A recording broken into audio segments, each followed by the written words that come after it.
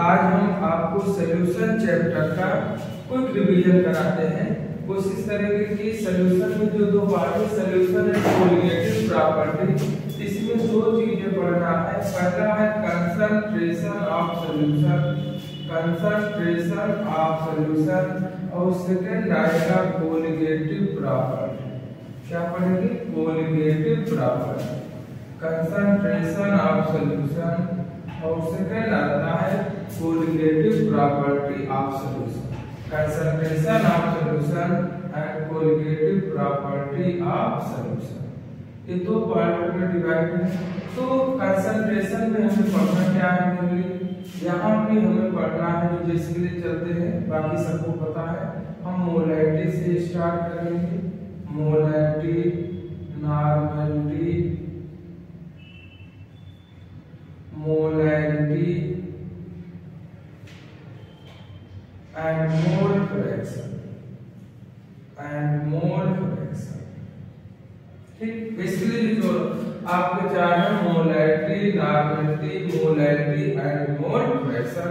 और अगर हम कोलिगेटिव प्रॉपर्टी की बात करें तो कोलिगेटिव प्रॉपर्टी पढ़ना है relative lowering in vapour pressure, relative lowering in vapour pressure. Second colligative property elevation in boiling point, elevation in boiling point.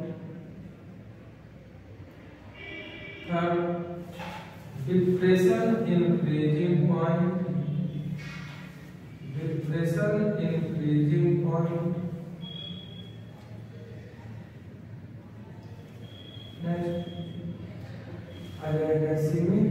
Osmotic pressure, next क्या है? Osmotic pressure.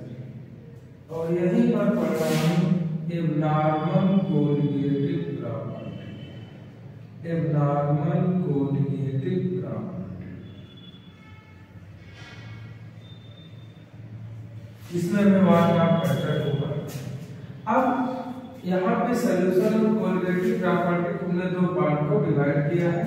आज हम फर्स्ट लेक्चर में इस कंसंट्रेशन ऑफ सॉल्यूशन को complete करते हैं और सेकंड लेक्चर में कोलिगेटिव प्रॉपर्टी ऑफ सॉल्यूशन। अब यहाँ पर हम स्टार्ट करते हैं पहले वन बाय वन। पहला आता है मोलैरिटी से स्टार्ट करते हैं। और हम सभी लोग क्लास 11 में इसको पढ़ते चले आए हैं कि जो हमारा मोलैरिटी है या मोलैरिटी को कैसे डिफाइन किया जाए, एकदम सिंपल तरीके से आपको हम यहाँ समझाने की कोशिश कर रहे हैं। यहाँ पे मोलैरिटी जो होता है, अगर हम बात करें मोलैरिटी की, तो मोलैरिटी सिंपल सा डेफिनेशन है कि number of moles of solute, number of moles of solute dissolved in 1 liter solution, dissolved in a liter of solution, liter of solution is called molarity. Dissolved in a liter of solution is called molarity, is called molarity. Next point it is represented by, अब next point बताते हैं इसको represent कैसे करते हैं। It is represented by, it is represented by capital M and given as molarity is equal to,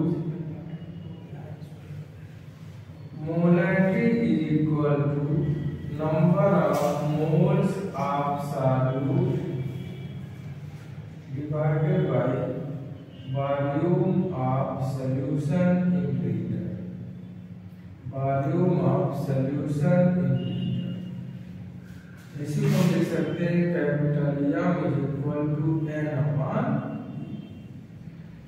यह number of moles है और क्या वॉल्यूम, यूनिट क्या आ जाएगी? मोल पर लीटर, मोल पर लीटर, या इसी को हम कहते हैं मोलर। क्या बोलेंगे? Molar. and we know that N is equal to W by M, weight upon molecular weight होता है। अगर हम इसी फार्मूले को पुट करते हैं तो W अपॉन M इंटू, यहाँ पे क्या हम समेशन कर दे, यहाँ पे कैपिटल M है वेट मोलैरिटी ऑफ, ये कैपिटल M है मोलैरिटी, और W weight of solute, weight of solute in gram, M है molar mass of solute, molar mass of solute, and V is volume of solution in liter, volume of solution in liter। एक बार फिर समझा देते हैं। अगर molarity की बात करें तो एकदम सिंपल कि number of moles of solute dissolved in a liter of solution is called molarity। It is represented by capital M and given as molarity is equal to number of moles of solute upon volume of solution in liter। तो M is equal to क्या हो जाएगा N by V, और unit क्या हो जाएगी मोल पर litre और मोलर। अगर हम N की वैल्यू पुट करते हैं W upon M तो फार्मूला आ जाएगा W upon M into V, जहाँ पे W क्या है wait of solute in gram, M है molar mass of solute, and V है volume of solution in litre. Clear? इस पे हम क्वेश्चन करा लेते हैं सिंपल, तो कौन जाएगा। तो यहाँ पे मोलैरिटी का तो सिंपल रिप्रेजेंटेशन हुआ, और इसका फार्मूला जो हमें फार्मूले की क्वेश्चन रखना है कैसे करना है, जैसे हमें क्वेश्चन यहाँ सिंपली आपको समझाने की कोशिश करेंगे। केवल आपको फार्मूला अगर याद रहेगा तो हम क्या क्या गिवन है पहले उसको नोट कर लेंगे ताकि प्रॉब्लम ना हो सॉल्व करने। यहाँ पर जैसे हमने क्वेश्चन दिया calculate the molarity of, calculate the molarity of 20 gram of aluminium sulphate, 20 gram of aluminium sulphate dissolved in 100 ml solution, dissolved in 100 ml solution। तो अब हमें इस क्वेश्चन को सॉल्व करना है, तो सबसे पहला स्टेप होता है कि पहले जो क्वेश्चन में गिवन वैल्यू है उसको पहले हम नोट कर लें। पहले अगर हम गिवन वैल्यू को नोट कर लेंगे तो एकदम कैलकुलेशन इजी हो जाता है। जैसे इसमें दिया है वेट ऑफ सॉल्यूट कितना दिया 20 ग्राम, और मोलर मास हम पहले एल्युमिनियम सल्फेट का मोलर मास निकालेंगे, और एल्युमिनियम सल्फेट का मोलर मास, अब सभी एटॉमिक मास गिवन होता है तो इससे हम निकाल सकते हैं।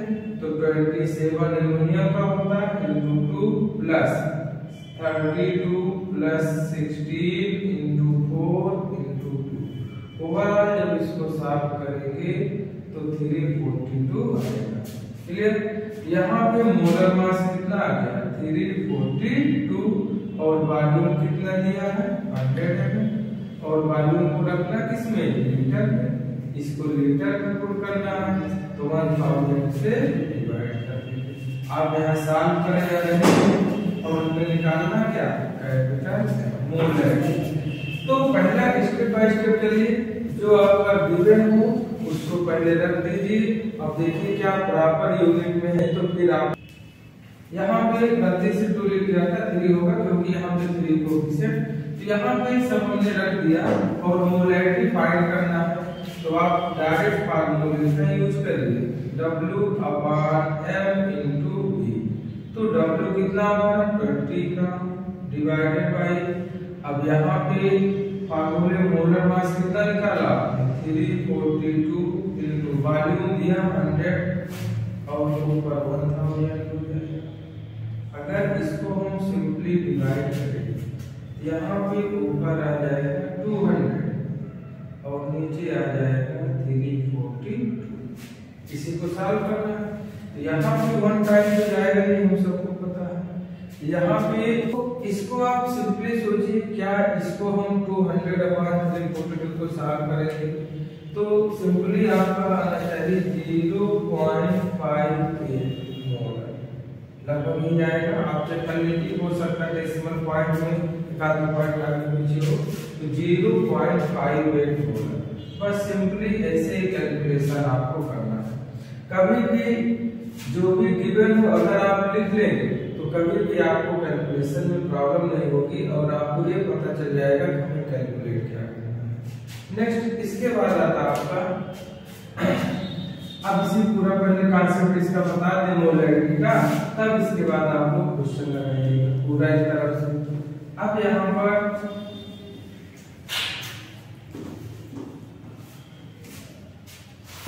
अब नेक्स्ट पॉइंट कहता है इसी पर कि अगर क्वेश्चन में नोट कर लिख दिया आपने, अगर क्वेश्चन में आपको molar, semi molar, deci molar ये सभी टर्म यूज होता है तो वहाँ स्पेसिफिक मोलैरिटी तो गिवन होता है। जैसे यहाँ पे हमने कह दिया मोलर, मोलर का मतलब जो हमारा मोलैरिटी होगा, मोलैरिटी होगा हमारा यम या 1 लिख सकते हैं।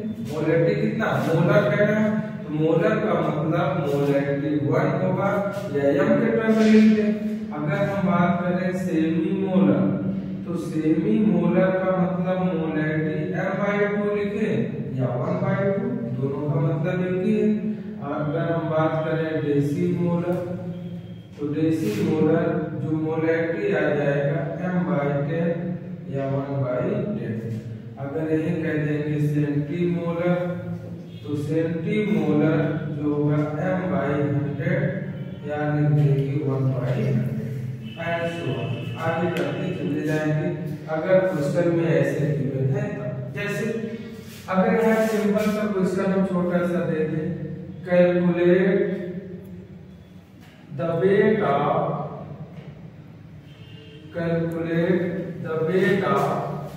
डेसीमोलर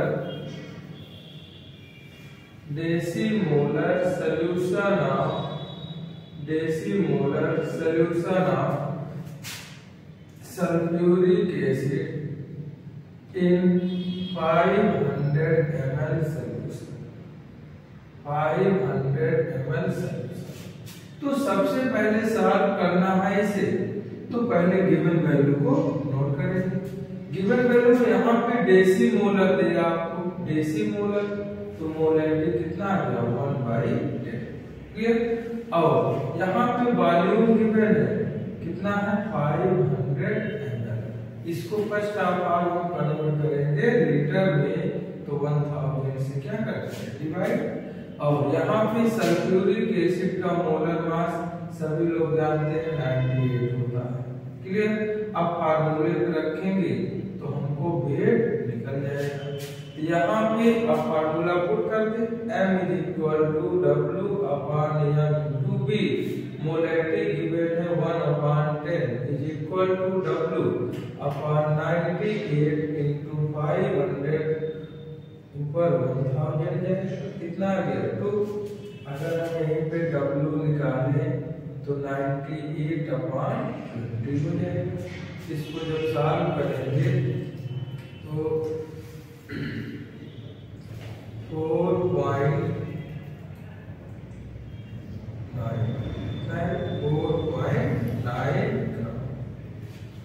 एकदम सिंपल में। तो उम्मीद करते हैं समझ में आ रहा होगा। नेक्स्ट इस पे आता है और एक फार्मूला बनता है, हमने इसको लिख दिया कि अगर आपको गिवन है कि molarity, semi molar, deci molar ये सब टर्म अगर इसमें सीधे देता है तो उसके लिए हमें मोलैरिटी क्या रखना है। नेक्स्ट फिर आता है अगर कह दे कि if percentage solute and density is given, if percentage solute and density is given then तब मोलैरिटी कैसे हम फाइंड करेंगे। अगर परसेंटेज solute और डेंसिटी गिवन है तो सिंपल फार्मूले का यूज करेंगे, molarity percentage solute into density into 10/molecular एकदम स्ट्रेट फॉरवर्ड कहेंगे, जिसको मिसलेट कर देंगे कहां से आया। तो सिंपल आप फार्मूले का पुट करिए, एकदम एग्जैक्ट ऐसा हो रहा है। जैसे हम क्वेश्चन दे देते हैं, calculate the molarity of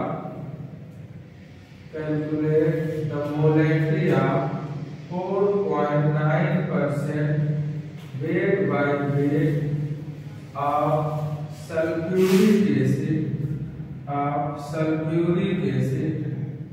having density 1.5 ग्राम पर। अब यहाँ पे सॉल्व करना है, एकदम स्ट्रेट फॉरवर्ड। परसेंटेज सॉल्यूट आपको गिवन है फार्मूले क्वेश्चन में, और डेंसिटी आपको गिवन है, तो निकालना क्या है मोलैरिटी। तो molarity is equal to percentage solute into density into 10 divided by molecular. Percentage solute आपका दिया 4.9 इनटू डेंसिटी है 1.5 into 10 divided by molecular weight sulphuric acid का आएगा 98। अगर हम इस डेसिमल को हटाएंगे यहाँ से कैंसिल हो जाएगा, कितने टाइम्स जाएगा 2 टाइम्स, तो यहाँ पे 0.75 मोलर एकदम सिंपल मेथड से आप फार्मूले पे रखिए और वैल्यू लीजिए। नेक्स्ट इसी पे आता है, इसके बाद एक और आता है कॉन्सेप्ट मोलैरिटी का, कि अगर मिक्सचर आप मोलैरिटी दे दे तब कैसे उसको सॉल्व करेंगे। तो अगर मोलैरिटी आप मिक्सचर में निकालना है, मोलैरिटी ऑफ मिक्सचर,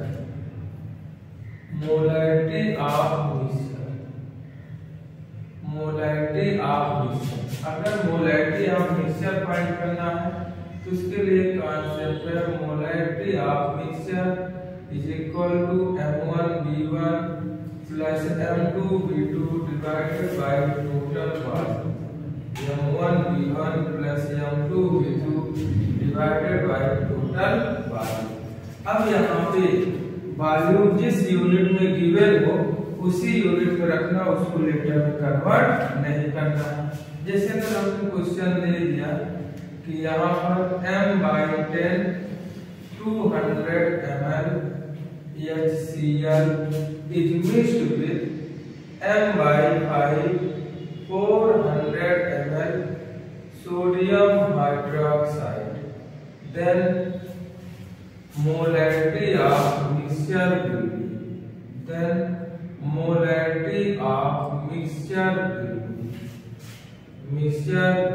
तब उसकी हम मोलैरिटी को कैसे फाइंड करेंगे। तब मोलैरिटी ऑफ मिक्सचर निकालना है, एकदम straight forward M1V1 plus M2V2 divided by total volume. Clear. यहाँ पे हमारा कितना दिया है M1 1/10 into 200 plus 1/5 into 400 divided by 600 और इसको सॉल्व कर लेंगे ऐसा आएगा। चलिए इसको सॉल्व करिएगा, अगर ऐसा नहीं आएगा तो आप बताइए, इसको बाद में एक्सप्लेन करेंगे। क्लियर। यहाँ पर अब इसके बाद अब यहाँ पर अगर हम बात करें तो आपका वैसे मैंने बताया कि रिवीजन चल रहा है, यहाँ पे बहुत डीपली नहीं जाना, केवल फार्मूले पे क्वेश्चन लगाते जाइए, क्योंकि अब लास्ट मोमेंट पे ही आपके लिए बेटर रहेगा। अब यहाँ पे आता है, अगर मोलैरिटी ऑफ डाइल्यूशन की बात करें, मोलैरिटी ऑफ डाइल्यूशन की बात करें तो फार्मूला होता है M1V1 is equal to M2V2। Simple. आपका इसमें से सब गिवन होगा, कोई एक चीज अननोन होगा, आपको वैल्यू रख के सीधे सॉल्व कर देना है, स्ट्रेट फॉरवर्ड, इसमें ज्यादा कुछ करना नहीं। नेक्स्ट कॉन्सेप्ट आता है हमारा नॉर्मलिटी। पहला मोलैरिटी, अब नेक्स्ट आता है नॉर्मलिटी। अब यहाँ नॉर्मलिटी को हमें समझना है, क्योंकि नॉर्मलिटी का यूज आगे भी है, इसको यहाँ पे आप इसको अच्छे तरीके से सीखते हैं। यहाँ पर अगर नॉर्मलिटी की बात करें, सेकंड नॉर्मलिटी, अगर नॉर्मलिटी की बात करें तो एकदम सिंपल वे में समझना है। यहाँ पे कह सकते हैं number, total number of gram equivalent dissolved in A litre of solution, total number of gram equivalent, total number of gram equivalent dissolved in a liter of solution, in a liter of solution is called normality, is called normality। एक litre solution में कितने gram equivalent dissolve हुए हैं, क्या कहलाता है, normality. अगर हम नॉर्मलिटी की बात करें तो नॉर्मलिटी को कैपिटल एन से रिप्रेजेंट करेंगे, तो नॉर्मलिटी क्या आ जाएगा, normality is equal to total number of gram equivalent, total number of gram equivalent divided by volume of solution in litre, volume of solution in litre. अगर हम बात करें कि ग्राम इक्विवेलेंट क्या होता है, तो ग्राम इक्विवेलेंट का मतलब ही होता है वेट अपॉन इक्विवेलेंट वेट। अगर हम इसकी जगह इसको पुट कर दें तो हमारा फार्मूला बन जाएगा W अपॉन E इंटू, एकदम स्ट्रेट।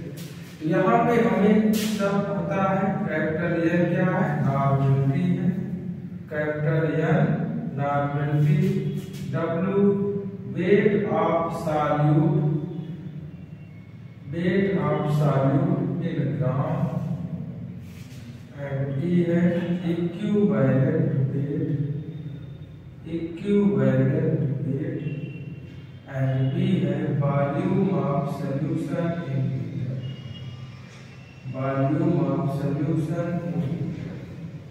अब हमें यहाँ पे सब पता है, लेकिन इक्विवेलेंट वेट निकालने में बहुत लोगों को प्रॉब्लम होती है। तब इसको हम सिंपल तरीके से समझाते हैं कि इक्विवेलेंट वेट कैसे निकालेंगे और किसका कैसे निकलेगा। देखिए यहाँ पे हम बात करेंगे इक्विवेलेंट वेट कैसे,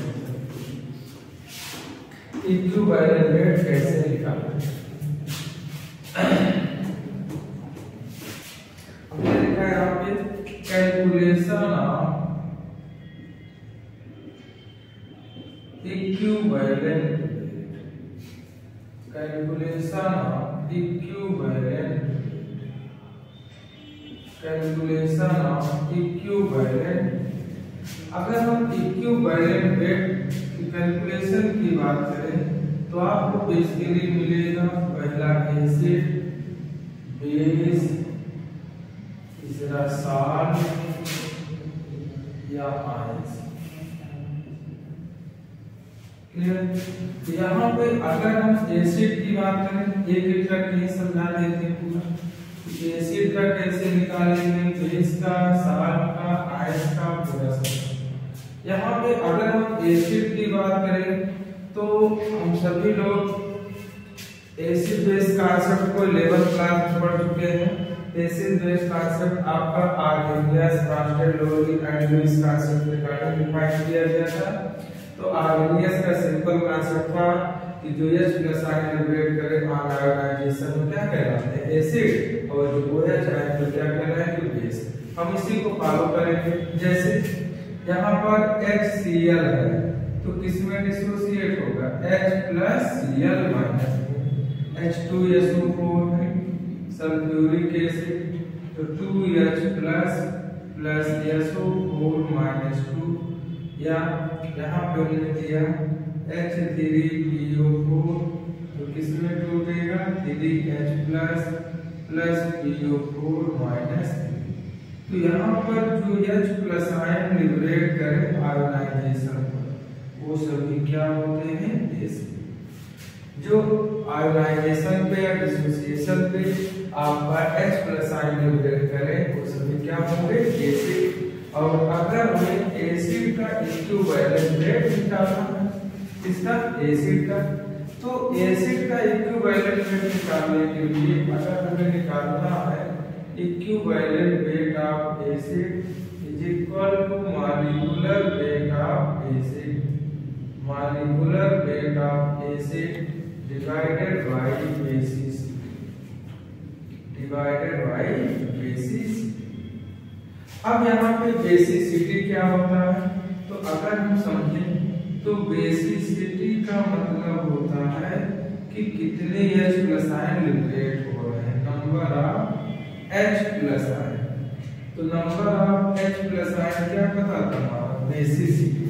जैसे यहाँ पे हमने एग्जांपल लिया, एग्जांपल में मान लो हमने ले लिया सल्फ्यूरिक एसिड और हमने कहा कि इसका इक्विवेलेंट वेट क्या होगा। तो सबसे पहले अगर हमें सल्फ्यूरिक एसिड का इक्विवेलेंट वेट निकालना है तो हम पहले क्या निकालेंगे, मॉलिक्यूलर वेट जो आपका 98 होता है और कितने H+ आयन लिबरेट हो रहे हैं 2, तो 2 से डिवाइड कर देंगे तो कितना आ जाएगा 49। तो सल्फ्यूरिक एसिड का इक्विवेलेंट वेट 49 होगा। और कोई भी एसिड हो उसका अगर इक्विवेलेंट वेट निकालना है तो पहले आप उसका मॉलिक्यूलर वेट और कितने H+ आयन लिबरेट हो रहे हैं उससे क्या करिए डिवाइड कर दीजिए, ये आपका निकल जाएगा एसिड का इक्विवेलेंट वेट कोई भी एसिड। क्लियर। अब यहाँ पे जैसे हमने लिया बेस, अब बेस पे आते हैं कि बेस का कैसे समझे। अब यहाँ पे और जैसे आ गया H3PO4, यहाँ पे हम 3 से डिवाइड कर देंगे। अगर H3PO3 आएगा 2 से डिवाइड करेंगे, क्योंकि ये सभी क्या होते हैं mono basic, di basic, tri basic acid होते हैं। तो जैसे होगा कि आगे इसको एक्सप्लेन करेंगे, पहले यहाँ पे बेसिकली इसको समझें। नेक्स्ट आता हमारा बेस। हमने कहा कि बेस क्या होते हैं जो OH आयन लिबरेट करें, बेस जो OH आयन लिबरेट करें, जैसे NaOH, NaOH है तो किसमें टूटेगा Na+OH माइनस में, CaOH का होल ट्वाइस है, यहाँ पर Ca+2+2OH माइनस, यहाँ पे दे दिया AlOH का होल ट्वाइस, Al+3+3OH माइनस। तो जो OH आयन लिबरेट करे वो क्या कहलाते हैं बेस, क्या कहलाएंगे बेस। तो यहाँ पे अगर हमें बेस का इक्विवेलेंट वेट निकालना है तो equivalent weight of base is equal to molecular weight of base divided by acidity, divided by acidity. क्योंकि हम एसिड के लिए बेसिसिटी टर्म यूज करेंगे और बेस के लिए एसिडिटी, और एसिडिटी होता क्या है, अगर हम एसिडिटी की बात करें तो number of OH minus ion, कितने OH आयन लिबरेट हो रहे हैं वही क्या कहलाता है बेसिसिटी।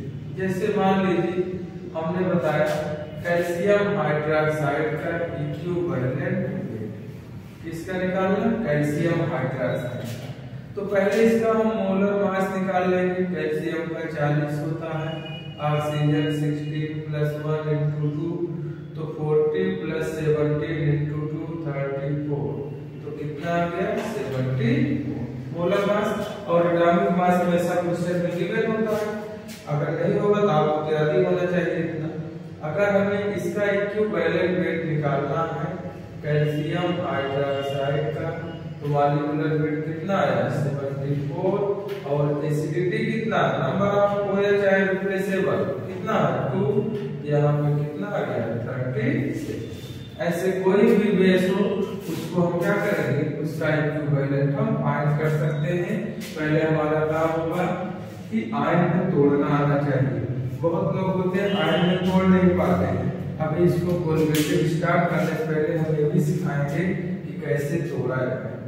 केमिस्ट्री के लिए रूल है तोड़ो जोड़ो निकालो सीख के पूरा क्लियर, तभी इसको हम तोड़ना सिखाते हैं कैसे तोड़ा जाता है। तो अब इसके बाद ये आपका बेस के लिए अब हम बात करते हैं साल्ट। किसकी बात करेंगे? साल्ट का। इक्विवेलेंट रेट ऑफ साल्ट हम बात करेंगे साल्ट का। तो हम साल्ट को कैसे डिफाइन करेंगे? तो हम लोग पढ़ते चले आए कि जब एसिड बेस का रिएक्शन होता है तो साल्ट बनता वाटर बाहर लिबरेट होता है। ठीक, तो यहाँ पर साल्ट हमें देख के बताना है, क्योंकि हमको रिएक्शन तो कराना है यहाँ पे, तो हमें देख के बताना है। तो सिंपल वे में ऐसे भी कह सकते हैं कि जिसमें न H प्लस आयन हो न OH आयन हो, वो क्या होगा? साल्ट। जैसे हमने यहाँ पे कहा, लेकिन अभी कहीं ऐसा हो जैसे यहाँ पे बाइकार्बोनेट है तो हम BH लिखिएगा तो 100% तो सही नहीं, लेकिन ये कह सकते हैं जनरल में कि जिसमें न H प्लस आयन हो न OH माइनस आयन हो, सभी क्या होते हैं? साल्ट। जैसे हमने कहा NaCl। अब NaCl में केवल सोडियम और क्लोरीन दिख रहा, ना तो H है ना OH। अगर इसको हम डिसोसिएट करेंगे तो Na+Cl- में, या AlCl3 ले लिया Al+3+3Cl- या Mg3PO4 का होल ट्वाइस ले लिया, यहाँ क्या हो जाएगा? 3Mg+2+2PO4-3, या कुछ भी हम दे दे यहाँ पर, कोई भी साल्ट हो। तो सबसे पहले हमें इक्विवेलेंट रेट साल्ट का निकालना है। तो पहले हम उसको आयन में डिसोसिएट करेंगे, तभी उसका हम इक्विवेलेंट रेट निकाल पाएंगे। यहाँ हमने इसको डिसोसिएट किया, तो अगर हमें इक्विवेलेंट रेट ऑफ साल्ट निकालना है तो कॉन्सेप्ट वही है कि molecular weight of salt divided by. अब यहाँ पे नया चार्ज है ना OH आयन है, तो क्या देखेंगे कि चार्ज प्रेजेंट ऑन कैटायन और आयनाइन। क्योंकि जितना चार्ज कैटायन पे होता है उतना ही चार्ज आयनाइन पे होगा, लेकिन अपोजिट साइन पे। तो साइन पे बिल्कुल करना नहीं, केवल नंबर रखना है। तो जैसे यहाँ पे हमने एक एग्जांपल समझाया, यहाँ पर मान लीजिए हमने ले लिया एल्युमिनियम क्लोराइड, इसका इक्विवेलेंट रेट निकालना है। तो एल्युमिनियम क्लोराइड का इक्विवेलेंट रेट निकालना है, इसका पहले क्या रखेंगे? Molecular weight of aluminium chloride, जो भी निकलेगा अभी आप निकाल लीजिएगा। और उसके बाद यहाँ पे कह रहा है चार्ज प्रेजेंट ऑन कैटायन और आयनाइन, तो हमारा कैटायन है, जिस पे प्लस लगे कैटायन, माइनस है तो आयनाइन। अब चार्ज को हमें देखना पहले कितना दिख रहा है? 3। यहाँ पे कहेंगे 1, लेकिन कोएफिशिएंट कितना है? 3, तो 1 × 3 -3, यहाँ कितना हो गया? +3, तब जाके कंपाउंड होगा न्यूट्रल। यहाँ पे चार्ज चाहे कैटायन का ले चाहे आयनाइन का, दोनों पे सेम है, तब यहाँ 3 से क्या करेंगे? डिवाइड कर देंगे। जैसे और एक एग्जांपल दे दिया Al2SO4 का होल ट्वाइस। अगर इसका पूछता है तो पहले इसे हमें डिसोसिएट करना आना चाहिए। 2Al+3+3SO4-2। अगर हमें इसका इक्विवेलेंट वेट निकालना है Al2SO4 का होल ट्वाइस, तो पहले इसका मॉलिक्यूलर वेट कितना आ गया? 342 divided by charge present on cation और आयनाइन, चाहे कैटायन का लो चाहे आयनाइन का। यहाँ पे भी +6, यहाँ क्या -6, तो कोई भी ले लो, तो कितना आ जाएगा? 57। ये हुआ आपका साल्ट। अब यहाँ पे सेम ऐसे आयंस का भी होता है। आयंस क्या करते हैं? जितना चार्ज होता है उतने से डिवाइड कर देते हैं। इस पे क्वेश्चन कैसे आता है देखिए, यहाँ पे आपका क्वेश्चन लगाना है, एक क्वेश्चन समझा देते हैं, क्योंकि अब इसमें डबल कैलकुलेशन है। पहले हमें इक्विवेलेंट रेट निकालना है, उसके बाद नॉर्मलिटी को फाइंड करना है। जैसे यहाँ पे हमने क्वेश्चन दिया calculate the normality of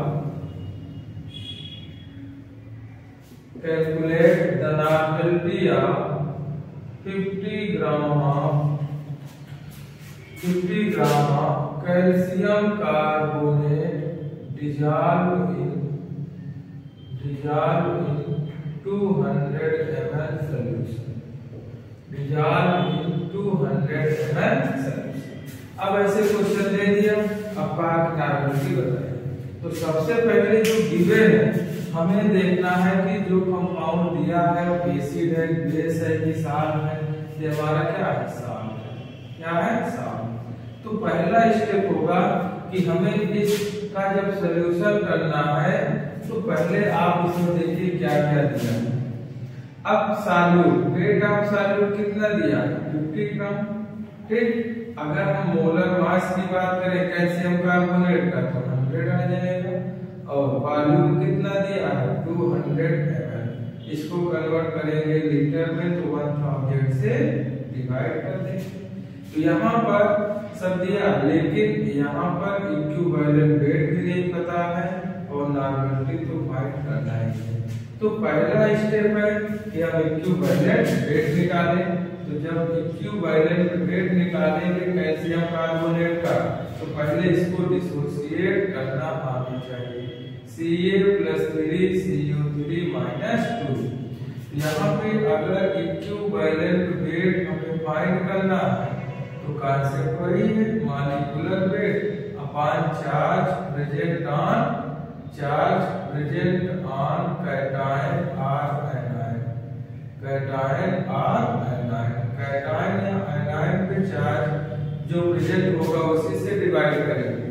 cation और लिखा है, दोनों जोड़ने लगे, यहाँ कितना आ जाएगा? 100 डिवाइडेड बाय 2 कितना आ गया? 50। इक्विवेलेंट वेट आ गया। अब हम नॉर्मलिटी को कर देंगे फार्मूला। तो W/E × B। तो W है कितना हमारा? 50 ग्राम अपॉन इक्विवेलेंट वेट आ गया 50 एंड वॉल्यूम है 200 ml, ऊपर 1000 हो जाएगा लीटर में कन्वर्ट करने के लिए। 3 0 क्या हो गया? कैंसिल। यहाँ कितना आ गया? 50/10 तो आ गया 5 नॉर्मल। क्या लिखेंगे? 5 नॉर्मल। मोलैरिटी था तो मोलर, नॉर्मलिटी है तो नॉर्मल। अब यहाँ पे सेम कॉन्सेप्ट अगर हम बात करें, जैसे मोलैरिटी पे लिखा था सेमी मोलर, जैसे सेमी नॉर्मल आएगा, सेमी नॉर्मल के लिए n/2 करेंगे, डेसी नॉर्मल n/10। तो जैसे वहां पर सेम वही कॉन्सेप्ट यहाँ पर भी अप्लाई करेंगे। और सेकंड जो आपका कॉन्सेप्ट है कि अगर परसेंटेज सॉल्यूट गिवन है तब कैसे उसको हम डिफाइन करेंगे। तो नेक्स्ट कहता है कि नॉर्मलिटी निकालना है if percentage solute and density are given तब क्या करेंगे? Normality equal to percentage solute into density into 10 divided by equivalent wait.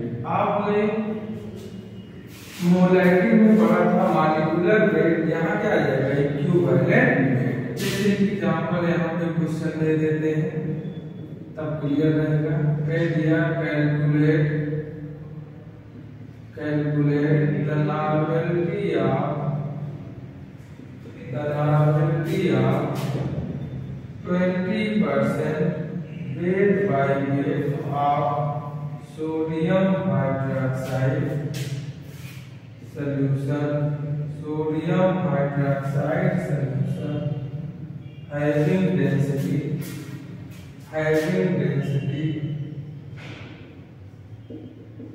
D is equal to 1.2 gram per एकदम सिंपल आप फार्मूले में पुट करिए। तो n is equal to percentage solute into density into 10 divided by equivalent। Percentage solute है कितना? 20, density है 1.2 into 10 divided sodium hydroxide का इक्विवेलेंट वेट। यहाँ पे सिर्फ एक ही OH, अगर हम बात करें NaOH का तो किसमें जुड़ेगा? Na+OH माइनस में। तो यहाँ पे इक्विवेलेंट वेट निकालना है NaOH का। NaOH हमारा बेस है तो मॉलिक्यूलर वेट कितना आ गया? 40/1 तो कितना आएगा? 40 आएगा। इसकी वैल्यू कितना आ गया 40 आ गया। यहाँ से अगर डिवाइड करेंगे तो इसको हटा के डेसिमल रख दिया कितना आ गया 6। ऐसे ही आपको फार्मूले पे डायरेक्ट पुट करना है और आपको सिंपल वे में आंसर आ जाएगा। नेक्स्ट इसी पे आता है नॉर्मलिटी ऑफ मिक्सचर, जैसे उसमें पढ़ा था। अब यहाँ पे नॉर्मलिटी ऑफ मिक्सचर की बात करते हैं। तो नॉर्मलिटी ऑफ मिक्सचर अगर आता है यहाँ पे एकदम सिंपल से normality of mixture, normality of mixture. तो अगर हम बात करें तो सेम जैसे मोलैरिटी ऑफ मिक्सचर था वैसे नॉर्मलिटी ऑफ मिक्सचर होगा N1V1 plus N2V2 upon total volume. Direct फार्मूले पे पुट करना, बस इसको ध्यान देना जब तक आपसे ना कहे कि वॉल्यूम को लीटर में कन्वर्ट रखिए तब तक जिस यूनिट दिया है उसे ध्यान को रखना है। फिर आता है normality of dilution, normality of dilution. अगर हम बात करें नॉर्मलिटी ऑफ डाइल्यूशन की तो formula N1V1 N2V2। Straight forward फार्मूले से आपको वैल्यू पुट करके सीधे आंसर मिलेगा। नेक्स्ट आता है मोलैरिटी। नेक्स्ट मोलैरिटी, यहाँ पे थर्ड कंसंट्रेशन है मोलैरिटी। मोलैरिटी यहाँ पर एकदम सिंपल अगर हम बात करें तो जो मोलैरिटी और नॉर्मलिटी तो वॉल्यूम पे डिपेंड करता है, लेकिन यहाँ वॉल्यूम नहीं होगा, वेट ऑफ सॉल्वेंट केजी होगा। तो क्या कह सकते हैं यहाँ पे number of moles of solute, number of moles of solute dissolved in a kg of solvent, dissolved in a kg of solvent, dissolved in a kg of solvent is called molarity, is called molarity।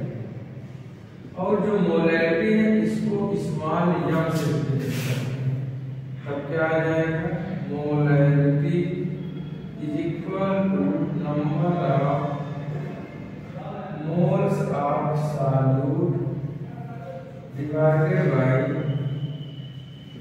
Wait of solvent in KG, weight of solvent in KG. जैसे को हम ऐसे लिख सकते हैं W या W मोल दिया है तो N upon W in KG, एकदम स्ट्रेट फॉरवर्ड। N का क्या होता है मोल और क्या हो जाएगा वेट का केजी, मोल पर केजी या मोलर, मोल पर केजी और मोलर यूनिट हो जाएगा। अगर हम यहीं पर N की वैल्यू पुट करते हैं तो N is equal to W by M होता है, वेट अपॉन मोलर मास। तो M is equal to W upon M into W in KG. यहाँ पर हमने नीचे M डैश किया है ताकि मोलैरिटी और मोलर मास में कंफ्यूजन ना रहे। यहाँ पर स्मॉल m है मोलैरिटी, मोलैरिटी है और m डैश हमने लिख दिया molar mass of solute, molar mass of solute. और W क्या है वेट ऑफ सॉल्यूट इन ग्राम, और W कैपिटल केजी क्या है wait of solvent in KG, weight of solvent in KG. और इसमें एक ही फार्मूला है और इसी पे आपको कैलकुलेशन करना है। जैसे हम यहाँ पे क्वेश्चन देते हैं और उसमें आपको मोलैरिटी और नॉर्मलिटी को भी एक्सप्लेन करते हैं। यहाँ पे जैसे हमने क्वेश्चन दिया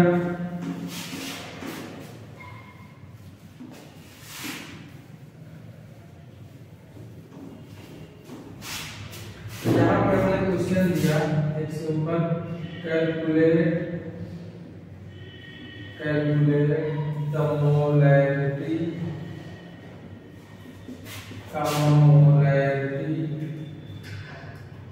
and normality of 10% weight by weight of 10% weight by weight of calcium hydroxide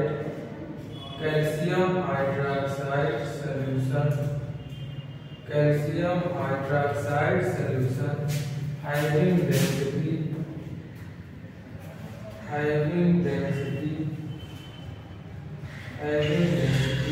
is equal to 1.3 gram per। अब आपको यहाँ पे अगर इसका हमें सॉल्यूशन करना है, क्या करना है? सॉल्यूशन। तो सबसे पहला स्टेप तो मोलैरिटी अगर निकालने का आसानी से हो जाएगा। तो यहाँ पे दिया गया है मोलैरिटी निकालना है, तो मोलैरिटी के लिए हमने अभी आपको फार्मूला बताया कि एक ही फार्मूला है, M is equal to W upon M into W in kg। इसी फार्मूले को यूज करना है। M is equal to W upon M dash into W in kg। लेकिन यहाँ पे हमें दिया गया है 10% वेट बाई वेट। यहाँ पे जो 10% वेट बाई वेट गिवन है, क्या है? कैल्शियम हाइड्रोक्साइड सॉल्यूशन दिया। तभी इसका पहले मतलब समझना, इसका मतलब है 10% वेट बाई वेट का क्या मतलब है? इसका मतलब ये होता है कि 10 ग्राम सॉल्यूट, जो पहला W किसका है? सॉल्यूट का, दूसरा सॉल्यूशन। 10 ग्राम सॉल्यूट कितने में है?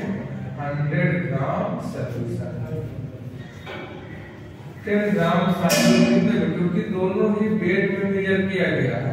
अगर W/V होता तो 100 ml वॉल्यूम लेते थे, क्योंकि परसेंट का मतलब 100 होता है। यहाँ 10 ग्राम सॉल्यूट 100 ग्राम सॉल्यूशन में प्रेजेंट है, तो वेट ऑफ सॉल्यूट कितना हो जाएगा? 10 ग्राम। तो वेट ऑफ सॉल्यूशन कितना दिया है? वेट ऑफ सॉल्यूशन है 100 ग्राम। जब सॉल्यूट और सॉल्यूशन का वेट पता है, हम वेट ऑफ सॉल्वेंट को भी निकाल सकते हैं।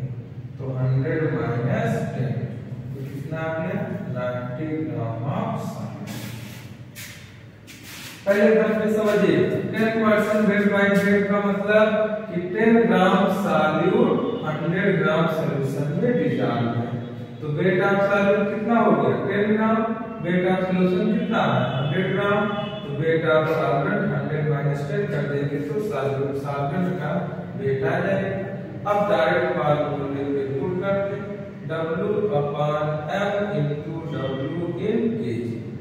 यहाँ पे W आपका वेट कितना दिया? सॉल्यूट का 10 दिया है। और दूसरा यहाँ पे मॉलिक्यूलर वेट कैल्शियम हाइड्रोक्साइड का आपको पता है तो ठीक, नहीं फाइंड कर लीजिए। कैल्शियम 40 होता है, ऑक्सीजन 16 into 1 into 2, तो कितना आ गया? 34 is equal to 70। हमने यहाँ पे रख दिया 74। और वेट ऑफ सॉल्वेंट कितना है? 90 ग्राम। इसको रखना किसमें? केजी में। डिवाइड है, केजी में देना है। इसको 1000 से डिवाइड करेंगे तो 1000 कहाँ चला जाएगा? अब इसको हम सॉल्व कर लेंगे तो मोलैरिटी आसानी से आ जाएगा। और सेकंड आपका तो मोलैरिटी होगा, दूसरा है मोलैरिटी और नॉर्मलिटी। तो एकदम स्ट्रेट फॉरवर्ड फार्मूले पे ही रख देना है, percentage solute into density into 10 upon molecular weight. तो परसेंटेज सॉल्यूट गिवन कितना है? 10%। डेंसिटी है 1.3 into 10 अपॉन मोलर मास 74। यहाँ से आ जाएगा हमारा मोलैरिटी। और थर्ड हमारा है नॉर्मलिटी। थर्ड क्या है? नॉर्मलिटी। नॉर्मलिटी निकालना है तो n is equal to percentage solute into density into 10 divided by E। यहाँ पे इक्विवेलेंट वेट आ जाएगा। यहाँ पर अगर परसेंटेज सॉल्यूट की बात करें तो 10 है, डेंसिटी 1.3 इनटू 10 और यहाँ पे कैल्शियम हाइड्रोक्साइड बेस है तो कैल्शियम हाइड्रोक्साइड किसमें टूटेगा Ca+2 OH माइनस में और 2 OH है तो यहाँ पर हमारा 2 OH है 2 OH है तो यहाँ पे 2 से डिवाइड कर देंगे तो 74 डिवाइडेड बाई 2 तो 37 आ जाएगा इक्विवेलेंट वेट। अब इसको साफ कर लेंगे हमारा नॉर्मलिटी आ जाएगा। अब उसके बाद लास्ट टॉपिक आता है आपका मोल फ्रैक्शन। लास्ट टॉपिक आता है मोल फ्रैक्शन। अब इसको समझिए, उम्मीद करते हैं समझ में आ रहा होगा आप लोगों को। अगर आप वीडियो को देख के क्वेश्चन प्रैक्टिस करते हैं तो आपको प्रॉब्लम नहीं होगी। अगर कोई भी प्रॉब्लम होती है तो कमेंट सेक्शन में आप कमेंट कर सकते हैं, उसको हम फिर से एक्सप्लेन करेंगे। जहां नहीं आएगा उसको हम फिर से बताने की कोशिश करेंगे। तो यहाँ पे लास्ट कॉन्सेप्ट आता है आपका मोल फ्रैक्शन। क्या आता है? Mole fraction. अगर हम मोल फ्रैक्शन की बात करें तो मोल फ्रैक्शन इन दो सॉल्यूशन की रिलेटिव प्रॉपर्टी होती है जिनमें दोनों किसमें गिवन है मोल। तो हमें क्या लिखा कि it is a relative property between two component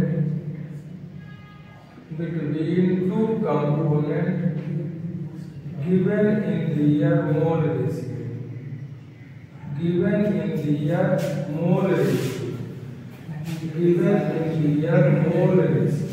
जो किसने दिया मोल रेशियो।